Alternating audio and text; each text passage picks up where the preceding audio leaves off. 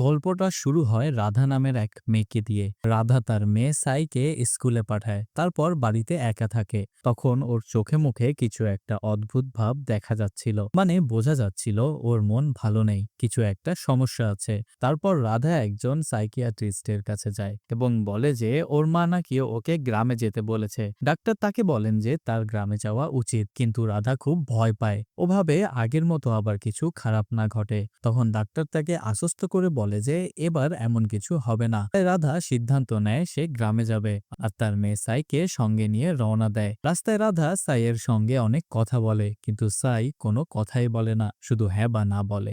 তখন রাধার husband প্রশান্তের phone আসে। প্রশান্ত এখন আমেরিকায় চাকরির জন্য থাকে। রাধা ওকে বলে, তুমি আর কবে ফিরবে? তোমার 1 বছর হয়ে গেল, আমি তোমাকে খুব মিস করি। এরপর রাধা সাইকে বলে, তুইও বাবার সাথে একটু কথা বল, কিন্তু সাই চুপ করে থাকে। তারপর রাধা তার গ্রামে গিয়ে পৌঁছায়। গ্রামে এসে সে তার পুরনো বাড়ি, ওদের বড়সড় ওয়ার্ডার দিকে তাকিয়ে থাকে। তার চোখে মুখে বোঝা যাচ্ছিল এই বাড়িটার সাথে কোনো এক খারাপ স্মৃতি জড়িয়ে আছে। রাধা যখন বাড়ির ভেতরে যায় তখন দেখে তার বাবা মা সবাই খুশি হয়ে তাকে বরণ করে নিচ্ছে। তখন রাধা জানতে পারে যে ওর বাবা এই ওয়াড়াটা একজন বিল্ডারকে দিয়ে দেবে যাতে এটা হোটেল বানানো যায়। রাধা এটা শুনে খুব কষ্ট পায়। সে বলে, বাবা, এটা আমাদের পুরনো বাড়ি, দয়া করে এটা বিক্রি করো না। কিন্তু ওর বাবা বলেন, এই বাড়ি এখন আর আগের মতো নেই। আগে অনেক লোভ থাকতো, কিন্তু এখন সবাই চলে গেছে।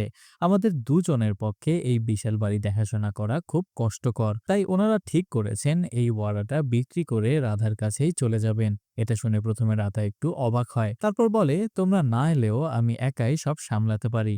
তবে যদি তোমরা আসো তাহলে আমার খুব ভালো লাগবে। কিন্তু এখানে একটা অদ্ভুত জিনিস দেখা যায়, রাধা ছাড়া কেউই সাইয়ের সঙ্গে কথা বলে না। এমনকি যখন রাধা সাইয়ের সঙ্গে কথা বলে তখন বাড়ির লোকজন ওর দিকে অদ্ভুতভাবে তাকায়। এক রাতে সবাই মিলে আন্তাক্ষরী খেলছিল।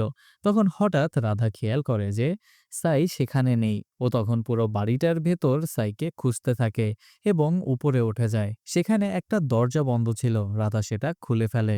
ভিতরে একটা পুরানো পুতুল ছিল আর রাধা ওটাকে খুব অদ্ভুতভাবে দেখতে থাকে। এদিকে রাধার মা খেয়াল করেন যে রাধা ওখানে নেই, তাই তিনিও ওপরে আসেন এবং মেয়েকে সেই ঘরের সামনে পুতুলের দিকে তাকিয়ে থাকতে দেখেন। মা ওকে ডাকেন, কিন্তু তখন রাধা একেবারে পাল্টে গিয়েছে। ওর কথা বলার ভঙ্গি, চোখ মুখ সবই অদ্ভুত ছিল। মনে হচ্ছিল যেন কেউ ওকে ভর করেছে। রাধা তখন এমন সব কথা বলতে থাকে যা আগে এই বাড়িতে থাকা এক ভাড়াটে মেয়ে বলতো। এই দৃশ্য দেখে রাধার মা ভয় পেয়ে যায় এবং সবাইকে ডাকেন। কিন্তু পরিবারের সবাই এসে পৌঁছানোর পর রাধা আবার আগের মতো স্বাভাবিক হয়ে যায়। ও বলে যে সে একটা পুতুল পেয়েছে যার নাম ও ভাগা ভাই রেখেছে, আর এখন থেকে ও সাইয়ের সঙ্গে এই পুতুল নিয়ে খেলবে। রাধার পরিবার এটা শুনে আরো বেশি ভয় পেয়ে যায়। তখন আমরা জানতে পারি যখন রাধা ছোট ছিল তখন ওই বাড়ির একটা ঘরে কানগটি নামে এক মহিলা ভাড়া থাকতেন। সবাই বলতো সে কালো জাদু করত। একদিন গ্রামের লোকজন আর রাধার পরিবার মিলে তাকে বাড়ি থেকে তাড়িয়ে দেয় আর তার সব জিনিস বাইরে ফেলে দেয়। এতে গানগুটি খুব রেগে গিয়ে রাধার ওপর ব্ল্যাক ম্যাজিক করে দেয় আর যাওয়ার সময় ওর বাবা মাকে বলে যায়, তোমার মেয়ে কখনো সুখে থাকতে পারবে না, সে সারা জীবন কষ্টই পাবে। এই অভিশাপের কথা মনে করে সবাই খুব চিন্তিত হয়ে পড়ে। পরের দিন সকালে রাধার এক আন্টি আসে, যাকে রাধার মা ডেকেছিলেন। ছোটবেলায় এই আন্টি রাধার ওপর থেকে নজর কাটাতেন। এবারও তিনি ঠিক সেইভাবেই নজর কাটাতে থাকেন। তখন রাধা তাকে সাই লুকিয়ে লুকিয়ে এটা দেখছে। তখন রাধা সাইকে ডেকে তারও নজর কাটায়। এটা দেখে রাধার মা আর আন্টি দুজনেই খুব অবাক হয়ে যায়। এরপর রাধা নিজের বোনদের সঙ্গে মিলে ছোটবেলার মতো আবার নওয়ারি শাড়ি পরে। দিকে রাধার মা এক গুরুজিকে ডেকে নিয়ে আনেন এবং তাকে রাধার অদ্ভুত আচরণের কথা বলেন। গুরুজি এরপর ওই পুরানো ঘরে গিয়ে কিছু শুদ্ধিকরণ করেন। তারপর রাধার সঙ্গে দেখা করে কথা বলেন এবং তিনিও বুঝতে পারেন রাধার মধ্যে কিছু সমস্যা আছে। তাই গুরুজি রাধার মাকে একটা পবিত্র সুতা বা ধাগা দিয়ে বলেন, এই ধাগাটা সবসময় রাধার শরীরে বেঁধে রাখবেন ওর মঙ্গলের জন্য। রাধার মা তাকে সেই পবিত্র ধাগাটা হাতে বেঁধে দেন এবং বলেন, এই সুতোটা কোনোদিন খুলবি না। এরপর রাধা তার মায়ের কাছে স্টোর রুমের চাবি চায়, কারণ ওর ছোটবেলার খেলনা ওখানেই ছিল, সেগুলো ও দেখতে চায়। অনেক অনুরোধ করার পর রাধার মা চাবিটা দিয়ে দেয়। তারপর রাধা তার এক কাজিনকে নিয়ে স্টোর রুমে যায় আর পুরানো জিনিসগুলো দেখতে থাকে। হঠাৎ তারা একটা পুরনো খেলার বাক্স পায়, যেটা দিয়ে নাকি আত্মা ডাকতো। ছোটবেলায় ওরা এই গেমটা অনেকবার খেলেছিল, তাই ওরা তিনজন মিলে আবার খেলার সিদ্ধান্ত নেয়। প্রথমে কিছুই হয় না, কিন্তু কিছুক্ষণ পর রাধা খুব অদ্ভুতভাবে আচরণ করতে শুরু করে। এটা দেখে তার দুই বোন অনেক ভয় পেয়ে যায়। রাধার হঠাৎ এমন আচরণ কেন? তখন রাধা কিছু একটা ছুঁড়ে ফেলে আর সেখানে একটা নাম দেখা যায়। কিন্তু ঠিক সেই সময় রাধার মা তাদের ডাকেন আর তারা রাধাকে নিয়ে নিচে নেমে যায়। তাই তারা দেখতে পান না ঠিক কোন আত্মাকে তারা দেখেছিল। পরের দিন রাধা বাড়ি ফেরার জন্য তৈরি হতে থাকে। তখন রাধার মা জিজ্ঞেস করেন, তুই কি ড্রাইভার ছাড়া এসেছিস? গাড়ি চালাতে গিয়ে যদি কিছু হয়? এটা শুনে রাধা রেগে যায় আর বলে, এভাবে চিন্তা করো না। তারপর সে সাথে সাথে প্রশান্তকে ফোন করে কথা বলতে থাকে। এই সময় রাধার বাবা আসে এবং বলে, আমি প্রশান্তের সঙ্গে একটু কথা বলতে চাই। এটা শুনে রাধা হঠাৎ ভয় পেয়ে যায়। সে বলে, প্রশান্ত এখন খুব ব্যস্ত, কথা বলতে পারবে না। কিন্তু ওর বাবা জোর করতে থাকেন। তখন রাধা মোবাইলটা ওনার হাতে দেয়। তখন রাধার বাবা দেখে মোবাইলটা তো ভাঙা, একদম বন্ধ অবস্থা। এটা দেখে রাধা কান্নায় ভেঙে পড়ে। তখন তার মনে পড়ে কিছুদিন আগে রাধা, সাই আর প্রশান্ত গাড়িতে কোথাও যাচ্ছিল। তখন অ্যাক্সিডেন্ট হয় এবং সেই অ্যাক্সিডেন্টে প্রশান্ত মারা যায়। কিন্তু রাধা এই সত্যিটা মানতে পারেনি। ওর মনে হতো প্রশান্ত নাকি চাকরির জন্য বাইরে গেছে আর কিছুদিন পর ফিরে আসবে। এই স্মৃতি মনে পড়ে যায়। তারপর সে বাড়ি ফিরে আসে এবং এই সত্যিটা মেনে নেয় যে প্রশান্ত আর নেই। আমরা জানতে পারি রাধা একজন সফটওয়্যার ইঞ্জিনিয়ার এবং সে বেশিরভাগ সময় ঘর থেকেই কাজ করত। এবার রাধা সিদ্ধান্ত নেয় যে সে তার আগের ডাক্তারকে বদলাবে। তাই সে এক কাউন্সিলরের কাছে যায় এবং সব খুলে বলে। রাধা যখন কাউন্সিলরের কাছে যায় তখন নতুন সেই ম্যাডাম তার সব কথা মন দিয়ে শোনে। তারপর বলে, তোমার শুধু খুশি থাকতে হবে, সেটাই সবচেয়ে জরুরি। এরপর রাধা আবার বাড়ি ফিরে আসে। কিন্তু এখানে আমরা বুঝতে পারি রাধা তার আগের সাইকিয়াট্রিস্টকে কিছু বলেনি যে সে এখন ডাক্তার বদলেছে। আসলে আগের সেই সাইকিয়াট্রিস্ট ছিলেন রাধার বাবার ছোটবেলার বন্ধু। তাই তিনি রাধাকে নিজের মেয়ের মতো দেখে খুব কেয়ার করতেন। কিন্তু রাধা আর সেটা চাইছিল না। রাধা বাড়ি ফিরে এলে তার বাসার কাজের মেয়ে ওকে বলে, আপনি দয়া করে ওই পুতুলটাকে বাইরে ফেলে দিন। যেদিন থেকে ওকে এনেছেন তখন থেকেই এই বাড়িতে কাজ করতে আমার খুব অস্বস্তি লাগছে। মেয়েটা বলে, এই পুতুলটাই কিছু একটা আছে, কারণ এটা নিজের জায়গা নিজেই বদলায়। রাধা এসব শুনে হেসে ফেলে, বলে এসব কিছু না, ভয় পাওয়ার কিছু নেই। কিন্তু মেয়েটা বারবার বুঝিয়ে বলতে থাকে। তাও রাধা শোনে না, সে আবার কাজে ফিরে যায়। রাতে রাধা যখন নিজের কাজ করছিল তখন হঠাৎ সাইয়ের রুম থেকে কিছু শব্দ পায়। সে উপরে গিয়ে দেখে সাই এক গলায় ঝোলানো জিনিস বানিয়ে রেখেছে, যা দেখে রাধা ভয় পেয়ে যায়। রাধা রেগে গিয়ে বলে, তুই এসব বাজে কাজ করছিস কেন?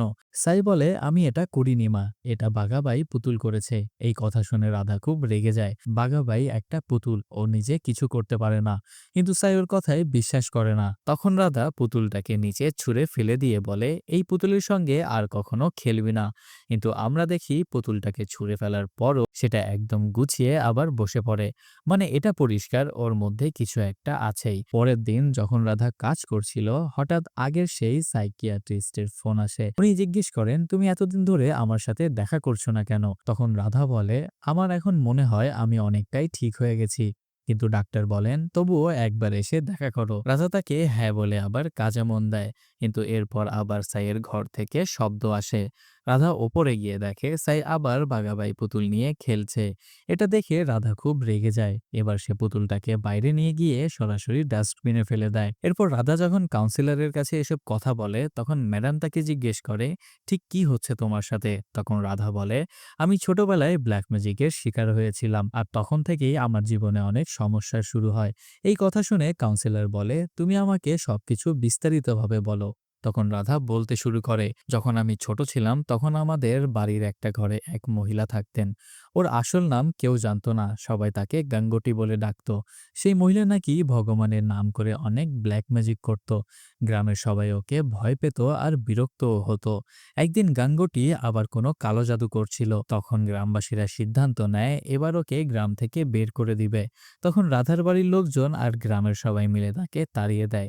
এতে গাঙ্গুটি খুব রেগে যায়। একদিন যখন বাড়িতে কেউ ছিল না তখন গাঙ্গুটি ফিরে আসে। তখন রাধা একা খেলছিল। গাঙ্গুটি বলে, আমার ঘরে কিছু জিনিস রয়ে গেছে, আমি সেগুলো নিতে যাচ্ছি, কিন্তু তুমি কাউকে বলবে না। রাধা ভয় পেয়ে কিছুই বলে না। গাঙ্গুটি রুমে গিয়ে আবার কিছু জাদু করতে থাকে। রাধা সব লুকিয়ে লুকিয়ে দেখছিল। হঠাৎ রাধার পরিবারের লোকজন সেখানে চলে আসে এবং গাঙ্গুটির উপর খুব রাগ করে। তারা আবার তাকে তাড়িয়ে দিতে চাইলে গাঙ্গুটি রেগে গিয়ে বলে, আমি রাধার ওপর ব্ল্যাক ম্যাজিক করে দিয়েছি, ও কোনোদিন সুখী হতে পারবে না। এটা শুনে সবাই খুব ভয় পেয়ে যায়। এরপর রাধা রাধা হঠাৎ খুব অসুস্থ হয়ে পড়ে, ওর প্রচণ্ড জ্বর আসে। ডাক্তারদের ডাকা হয় কিন্তু রাধার অবস্থা ঠিক হচ্ছিল না। তখন বাড়িতে পূজা পাঠও করানো হয়। কিছুদিন পর রাধা ধীরে ধীরে সুস্থ হয়ে ওঠে। এত সব শোনার পর কাউন্সিলর জিজ্ঞেস করে, তাহলে গাঙ্গুটির কি হলো? রাধা বলে, কিছুদিন পর ওর দেহটা গ্রামের নদীতে ভেসে পাওয়া যায়, কিন্তু কিভাবে মারা গেল সেটা আজও কেউ জানতে পারে না। এরপর কাউন্সিলর জিজ্ঞেস করে, তুমি কি তোমার ডায়েরি এনেছো? আসলে রাধা আগেই বলেছিল সে মাঝে মাঝে কিছু না কিছু লেখে। তখন রাধা তার ডায়েরিটা কাউন্সিলরকে দেয়। ম্যাডাম ডায়েরিটা দেখতে শুরু করে। তখন রাধার মনে পড়ে যায় সে তো সাইকে পাশের বাড়িতে রেখে এসেছে। তাই সে কাউন্সিলরকে বলে, আমার এখনই যেতে হবে। আর সে দ্রুত বেরিয়ে পড়ে। কাউন্সিলর রাধার কাছে ওই সাইকিয়াট্রিস্টের নাম্বার চায়। এটা শুনে রাধা একটু ভয় পেয়ে যায়, কিন্তু অনেক বলার পর রাধা একটা নাম্বার দিয়ে দেয় আর তাড়াতাড়ি সেখান থেকে বেরিয়ে যায়। এরপর আমরা দেখি কাউন্সিলর রাধার ডায়েরি মন দিয়ে পড়ছে। হঠাৎ সে দেখে ডায়েরির ভেতরে কিছু মন্ত্র লেখা ছিল। তখন সে একজনের সঙ্গে কথা বলে জানতে চায় এই মন্ত্রগুলো কি ধরনের। তখন ওই লোকটি বলে, এই মন্ত্রগুলো সাধারণত আত্মা ডাকতে ব্যবহার করা হয়। এটা শুনে কাউন্সিলর তাড়াতাড়ি রাধার সাইকিয়াট্রিস্টকে ফোন করে, কিন্তু রাধা যে নাম্বার দিয়েছিল সেটা ছিল ওর কাজিনের নাম্বার। পরে কাউন্সিলর সেই কাজিনের কাছ থেকে সঠিক নাম্বার নেয় এবং সাইকিয়াট্রিস্টের সঙ্গে কথা বলে। তখন ডাক্তার বলেন, রাধার অবস্থা একটু আলাদা রকমের। তোমার বাড়ি রাধার বাড়ির কাছেই, তুমি একবার গিয়ে দেখে এসো। আমারও মনে হচ্ছে রাধা খুব বিপদে পড়তে যাচ্ছে। এদিকে আমরা দেখি রাধা জানালার কাছে সেই ডলটাকে দেখতে পায়, যেটাকে সে আগেই ফেলে দিয়েছিল।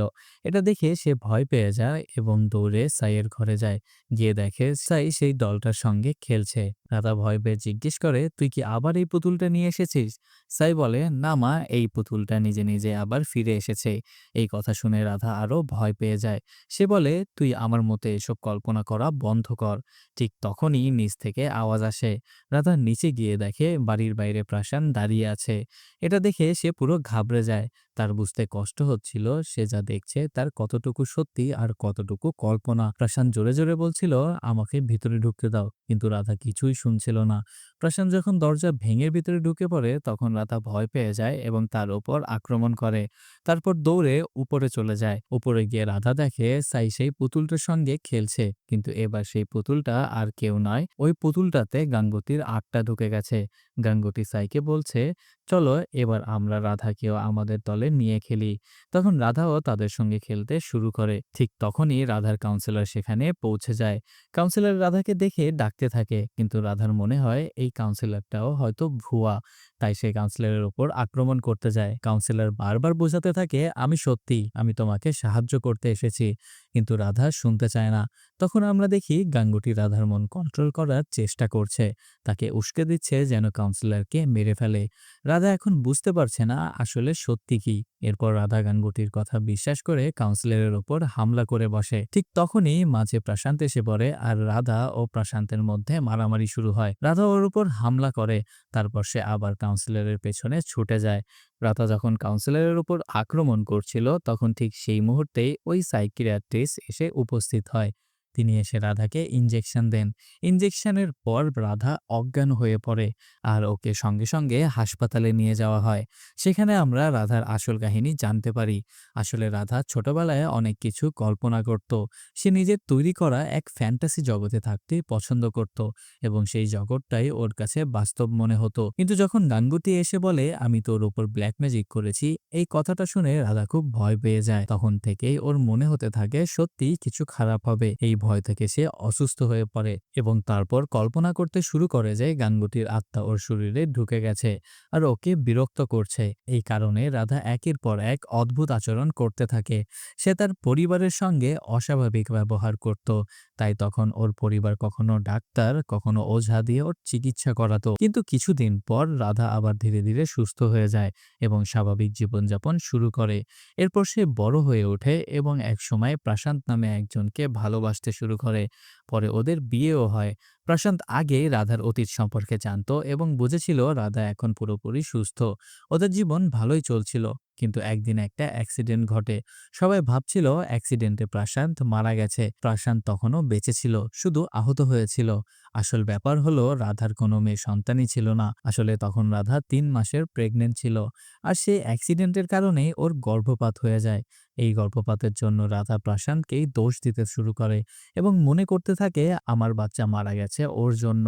এরপর থেকে রাধার মধ্যে প্রচন্ড রাগ জমতে থাকে। প্রশান্ত অনেক চেষ্টা করে রাধাকে সান্ত্বনা দিত, পাশে থাকতো, কিন্তু রাধা ওকে সহ্য করতে পারত না। এই অবস্থায় প্রশান্ত তার কাজের বাইরে আমেরিকায় চলে যায়, কারণ ও মনে করেছিল রাধা যদি কিছুদিন নিজের সঙ্গে সময় কাটায় তাহলে হয়তো ভালো বোধ করবে। প্রশান্ত নিয়মিত রাধার পরিবারের সঙ্গে যোগাযোগ রাখত এবং সব খবর দিত। ঠিক তখনই দেশে লকডাউন শুরু হয় আর রাধা একা পড়ে যায় নিজের বাড়িতে। ওর বাড়ির পাশে এক মহিলা থাকতেন যার স্বামীও বিদেশে ছিল, আর তিনি তার মেয়ে সাইকে নিয়ে একা থাকতেন। রাধা প্রায় জানালা দিয়ে সাইকে দেখত।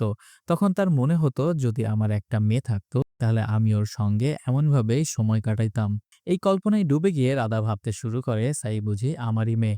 সে এটা প্রশান্তকেও বলে, আর প্রশান্ত এটা শুনে খুবই অবাক হয়, কারণ এখন রাধা পুরোপুরি কল্পনার জগতে হারিয়ে যাচ্ছে। রাধা সাইয়ের অনেক গোপন ছবি তুলেছিল, তারপর সেই ছবি নিজের ছবির পাশে এডিট করে বসিয়ে রেখেছিল যেন সত্যি ওর মেয়ে। এরপর যখন প্রশান্ত সব জানতে পারে তখনই ও খুব চমকে যায়। ও সবকিছু রাধার পরিবারকে জানায়। রাধার মা বাবাও তখন রাধাকে বোঝানোর চেষ্টা করে, কিন্তু রাধা এতটাই নিজের কল্পনার জগতে ঢুকে গিয়েছিল সে কারো কথা বিশ্বাসই করত না। তারপর যখন লকডাউন শেষ হয় রাধা গ্রামে যায়। সেখানে একদিন ওর বাবা দেখে রাধা মোবাইলে কারোর সঙ্গে কথা বলছে। প্রশান্ত বলেই মনে হচ্ছিল। তখন তিনি বলেন আমিও ওর সঙ্গে একটু কথা বলি, কিন্তু যখন মোবাইলটা হাতে নেন তখন দেখেন সেটা তো বন্ধ ছিল। সেই সময় আমরা বুঝি রাধা অনেক আগে থেকেই বাস্তবে প্রশান্তের সঙ্গে কথা বলা বন্ধ করে দিয়েছে। সে কল্পনার প্রশান্তের সঙ্গে কথা বলতো, যাকে সে নিজের মনে তৈরি করেছিল। সেই কল্পনার প্রশান্তের সঙ্গে সেই সাইয়ের গল্প শেয়ার করত। আর তখনই রিয়েল প্রশান্ত ফোন করে রাধার বাবার সঙ্গে কথা বলে এবং তাকে বলে দেয় রাধা অনেকদিন ধরেই ওর সঙ্গে আর যোগাযোগ করছে না। তখন রাধার বাবা পুরো ঘটনা বুঝে যায়, তাই তিনি রাধাকে বলে দেন তোর ফোন তো বন্ধ ছিল। এই কথাটা শুনে রাধার মনে পড়ে যায় সেই অ্যাক্সিডেন্টের কথা। তখন ও ভাবতে থাকে হয়তো সেই অ্যাক্সিডেন্টে আমি প্রশান্তকে হারিয়েছি। এরপর রাধা একা বাড়ি ফিরে আসে, এমনকি ও নিজের চিকিৎসককেও পাল্টে দেয় যেন কেউ ওর এই কল্পনার দুনিয়া থেকে ওকে বের করতে না পারে। এরপর অনেক চিকিৎসার পর একসময় রাধার জ্ঞান ফেরে, তখন ও পুরোপুরি স্বাভাবিক হয়ে যায়। রাধা তখন প্রশান্ত আর কাউন্সিলরের কাছে ক্ষমা চায়, আর ওরা দুজনই ওকে ক্ষমা করে দেয়। এরপর রাধার মা বলে যেভাবে আমি আমাদের পুরনো বাড়িতে পূজা করিয়েছিলাম সেভাবে এবার রাধার বাড়িতেও করব, যেন সব ঠিকঠাক হয়ে যায়। তখন পূজা শুরু হয় আর আমরা দেখি রাধা পুরোপুরি আগের মতো হয়ে গেছে। পরে আমরা দেখি রাধার সাইকিয়াট্রিস্ট আর কাউন্সিলর নিজেদের মধ্যে কথা বলছে। কাউন্সিলর তখন একটা প্রশ্ন তোলে, রাধা যদি সবকিছুর কল্পনায় ছিল তাহলে সেই পুতুলটাকে সে বাইরে ফেলে দিয়েছিল, আবার সেই পুতুলটা বাড়ির ভেতরে এলো কিভাবে? তখন সাইকিয়াট্রিস্ট বলে হয়তো রাধা ওটা ফেলে দেয়নি, শুধু ভেবেছিল সে ফেলে দিয়েছে। এটা শুনে কাউন্সিলর কিছুটা চিন্তায় পড়ে যায়। সে সাইকিয়াট্রিস্টকে বলে এসব ভূত প্রেত টোনাটুনিতে বিশ্বাস করা ঠিক না, এগুলো সব ভ্রান্ত ধারণা। এরপর আমরা দেখি রাধার সেই পুরনো বাড়িতে কিছু লোক এসেছে সব জিনিসপত্র সরাতে। ওরা উপরে যায় সেই ঘরে যেখানে রাধা আর ওর কাজিনেরা আত্মা ডাকার খেলাটি খেলেছিল। সেখানে তারা একটা নাম দেখে, গাঙ্গোটি। তখন আমরা বুঝি সেই দিন পুরা নামটা দেখতে পাইনি। আর এখানেই সিনেমাটা শেষ হয়। মানে শেষটায় একটা সাসপেন্স রেখে দেয়া হয়। রাধার সাথে যা যা ঘটেছিল সবটাই কি ওর মানসিক অবস্থার জন্য, নাকি সত্যি গাঙ্গটির আত্মা ছিল, সেটা পুরোপুরি আমাদের বিশ্বাসের উপর নির্ভর করে। আপনি যদি ভূত প্রেত বা ব্ল্যাক ম্যাজিকের উপর বিশ্বাস করেন তাহলে হয়তো এটা সত্যি, আর যদি বিশ্বাস না করেন তাহলে সবই রাধার কল্পনা। এই ছিল জারান সিনেমার পুরো গল্প। আসলে জারান শব্দটার মানে ব্ল্যাক ম্যাজিক। যদি আপনাদের আমার গল্প বলা ভালো লেগে থাকে তাহলে ভিডিওটা লাইক কমেন্ট করে শেয়ার করে দিয়েন, আর অবশ্যই আমার চ্যানেলটা সাবস্ক্রাইব করে দিয়েন। ধন্যবাদ সাথে থাকার জন্য।